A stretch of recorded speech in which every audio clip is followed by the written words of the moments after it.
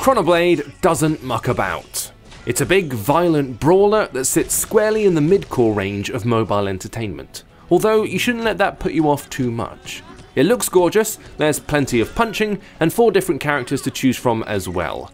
No, it's not perfect, but what is? It's a blunt object, a powerful force, a smashy, bashy blob of silly chaos that sometimes feels like you're in control of it, and sometimes doesn't.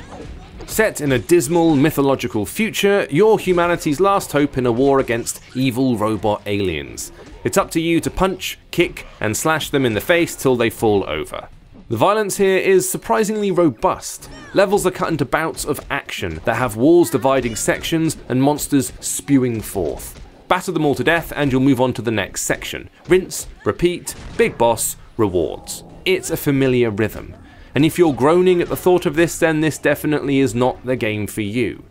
But it's far more accessible than other action RPGs of the same ilk, and that's the game's trump card. Where other games seem to love stealing your agency from you, feeling like you're almost an observer rather than a participant, ChronoBlade makes you feel like a thug.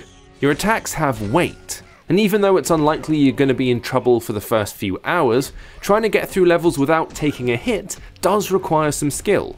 There are plenty of menus, upgrades, currencies, and gems to work out, but the core beat of the experience, fight, power up, fight some more, is slick enough you're not going to have to dig too far into the freemium area if you don't want to.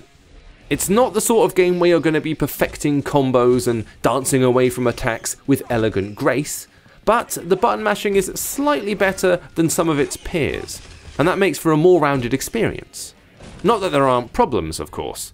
The genre is inherently grindy, and when you do start taking a beating, you're going to need to head back to earlier levels or start spending real money if you want to progress. But the presentation and slightly different styles of the cast of characters at least make for a diverting, if not exactly interesting, grind. And discovering new monsters and unlocking new moves keeps things reasonably fresh.